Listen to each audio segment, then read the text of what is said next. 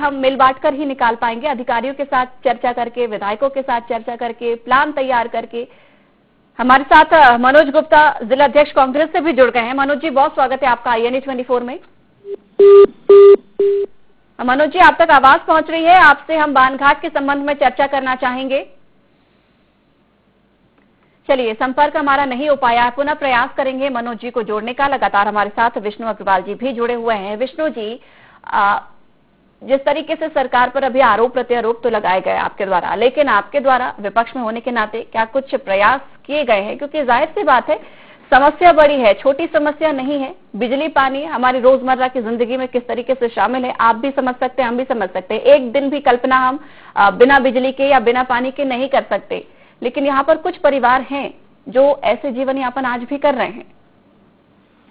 देखिए जी, हम लोगों को समस्या उठाने वाली अगर बात कर रहे हैं आप ना जी, तो हमने 4 तारीख को एक आवेदन कलेक्टर के पास दिया था जी, कि लगातार जो पेंड्रा से बसंतपुर रोड है वो कोटखर्रा मरवाही विधानसभा में आता है, वो कोटा विधानसभा क्षेत्र में जो आता है, वो हमारे जिले की जितने भी रोडों के काम चल रहे हैं जी, तो सारे रोडों के काम गुणवत्ताहीन हैं। और एक सप्ताह के अंदर अगर प्रशासन के द्वारा कोई कार्रवाई नहीं की जाती है, उसका भौतिक सत्यापन किया जाए। रोडें बन रही हैं और तुरंत उखड़ रही हैं, रोडों का भौतिक सत्यापन कराया जाए, नहीं तो हम लोग भूख हड़ताल करेंगे या हम आंदोलन करेंगे। ठीक है सर, मनोज गुप्ता जी भी हमारे साथ जुड़ गए हैं। सर, मनोज गुप्ता जी भी जुड़ गए हैं, कांग्रेस के जिला अध्यक्ष हैं आप। मनोज जी, बहुत स्वागत है आपका INA 24 में। मनोज जी, बानघाट की बात कर रहे हैं, बिजली पानी का आज भी सालों से इंतजार कर रहे हैं यहाँ के ग्रामीण। उम्मीद करती हूँ आप तक जानकारी पहुंची होगी।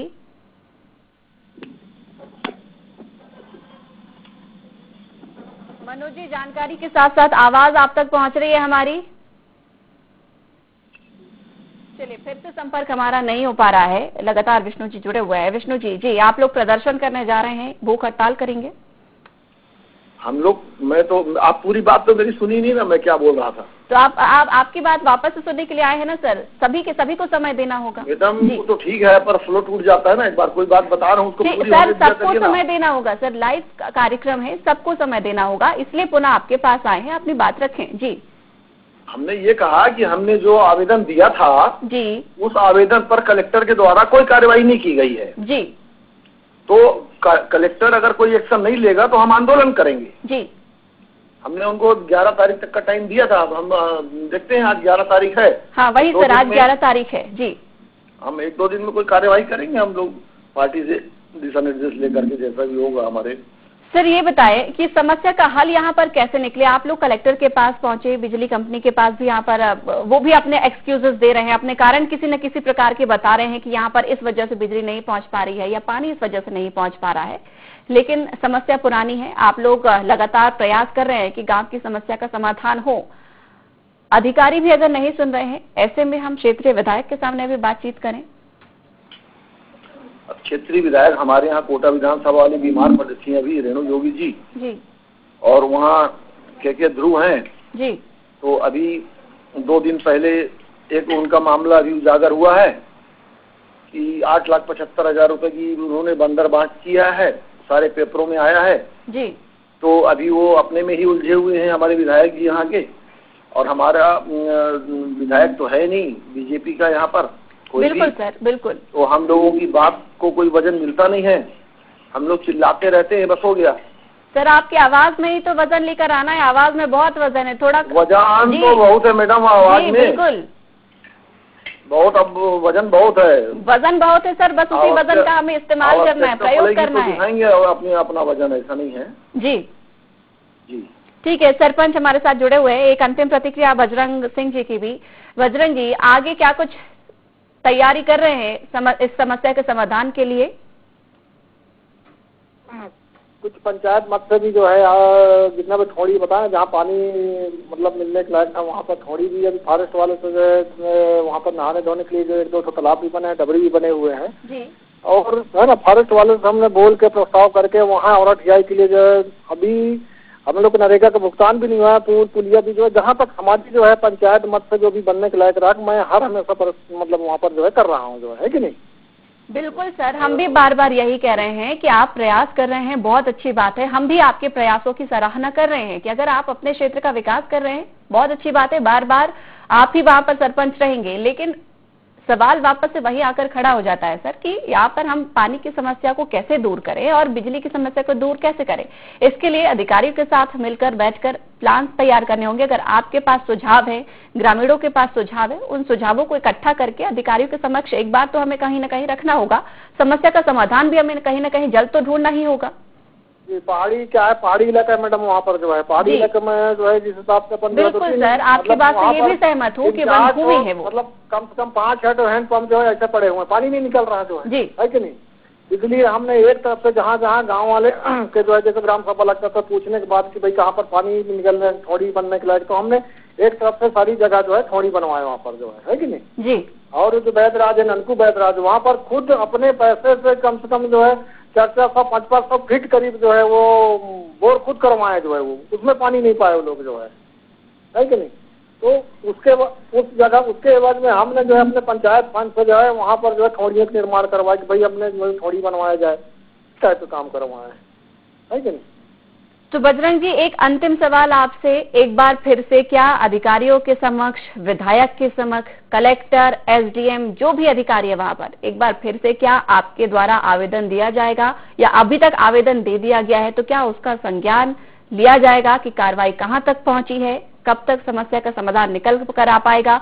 वन विभाग से भी कहीं ना कहीं चर्चा तो होगी, कोई रास्ता वो भी बताएंगे। एक आखिरी सवाल आपसे, अभी तक क्या है, कोरोना काल था, अब अधिकारी लोग बैठना चालू किए हैं, अब कलेक्टर मैडम से चर्चा करेंगे जो है उस संबंध में, जो है उनके जो है वो बिजली विभाग के जो उच्च अधिकारी होते हैं उनसे भी चर्चा करेंगे जो है, ठीक है सर जी। बहुत बहुत धन्यवाद हमारे साथ जुड़ने के लिए। आपसे बार बार हम यही कहेंगे कि बहुत सारे यहाँ पर आप कारण ना बताएं, कारण ना बताते हुए कम से कम एक बार फिर से चर्चा जरूर अधिकारियों से करें। हमारे साथ लगातार विष्णु जी जुड़े हुए हैं। विष्णु जी, आपसे भी एक अंतिम प्रतिक्रिया, प्रयास जल्द ही आपके द्वारा किए जाएंगे, एक बार फिर से अधिकारियों के सामने बात रखी जाएगी? हाँ बिल्कुल करेंगे, क्यों नहीं करेंगे, हम लोग तो करते ही हैं बातचीत जी। पब्लिक से हमारे पास जो मैटर आता है जी, हम उस विषय में बात करते हैं, या हमारे प्रवास के दौरान कोई बात आती है हम लोग उसकी बात जरूर करते हैं अधिकारियों से। चलिए विष्णु जी, बहुत बहुत धन्यवाद हमारे साथ जुड़ने के लिए, इस खबर पर चर्चा करने के लिए। लगातार हमारे सहयोगी संतोष फोन लाइन पर जुड़े हुए हैं। संतोष, अभी आपने सुना, सरपंच की बातें भी सुनी आपने, जिलाध्यक्ष जी की भी बातें सुनी बीजेपी के, क्या लगता है कारण बहुत सारे हैं काम ना करने के सरपंच के पास में, लेकिन देखा जाए तो समाधान की ओर कोई नहीं बढ़ना चाहता? देखिए सुचिता जी, जो एक बात ये आती है कि जब सरकार बदलती है जी, तो ये तो निश्चित होता है कि पहले की सरकार जो काम की है, जो योजनाएं बनाई हैं, उस योजना को पूरी तरह से दरकिनार कर दिया जाता है। और यहाँ इस क्षेत्र में ये हुआ है कि अगर दीनदयाल उपाध्याय योजना के अंतर्गत बिजली पहुंचाने का कार्य किया जा रहा था, अगर योजना बंद हुई है तो कोई ना कोई ऐसी योजना सरकार को भी यहाँ अमल में लाना चाहिए था कि बैगा आदिवासी जो हैं वो परेशान ना हो। आज 2-2, 3-3 ट्यूबवेल लगे हुए हैं, लेकिन वो हाथी के दांत की तरह खड़े हुए हैं, केवल कोई उनका उपयोग नहीं हो रहा है, वो पी रहे हैं वही छोड़ी का ही पानी। तो यह सब समस्याएं, कुछ गलती इसमें केंद्र सरकारों की भी होती है, राज्य सरकार की भी कुछ गलती अपन मान सकते हैं। हाँ बिल्कुल संतोष जी, गलतियां तो यहाँ पर सभी की नजर आ रही हैं, लेकिन विपक्ष भी मजबूत नजर नहीं आ रहा। सबसे बड़ी बात यह कि विपक्ष भी अगर बुलंद होकर अपनी आवाज उठाए तो वो भी यहाँ पर कुछ खास मजबूत नजर नहीं आता। खासकर अगर कोटा विधानसभा की बात करें, क्योंकि यह क्षेत्र कोटा विधानसभा में ही आता है, तो भाजपा का कोई भी विधायक यहाँ पे पिछले 15 सालों से नहीं है जी, और जिसके कारण पिछले बार अब 15 साल तक भाजपा सरकार जरूर थी तो काम होते रहते थे, लेकिन विधायक न होने के कारण वह महत्व इस क्षेत्र को नहीं मिल पाता, यह भी कहना सही है। हाँ बिल्कुल संतोष जी, लेकिन विपक्ष को तभी तो मजबूत होना होगा। विपक्ष में वो इसलिए ही बैठे हैं क्योंकि उनकी सरकार नहीं है, लेकिन अगर वो भी यही ठंडे होकर बैठ जाए कि हमारे विधायक नहीं है, हम किसके सामने अपनी बात रखें या क्यों रखें, तभी कहीं ना कहीं देखा जाए तो ग्रामीणों की दुर्दशा पर दया आती है।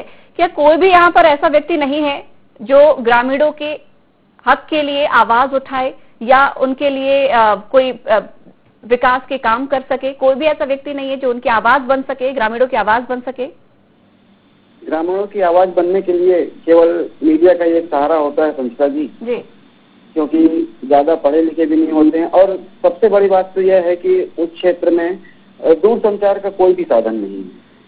बिल्कुल संतोष जी, आपकी बात से सहमत हूँ, लेकिन जिम्मेदारी यहाँ पर सरपंच और सचिव की बनती है, क्योंकि उन्हें सरपंच और सचिव भी बनाया इसलिए जाता है कि वो अपनी पंचायत का विकास करें, ग्रामीणों के लिए काम आए, उनको उन जागरूकता कहीं ना कहीं आ सके, विकास की मुख्य धारा से ग्रामीण ऐसे सुदूर अंचल जुड़ सके।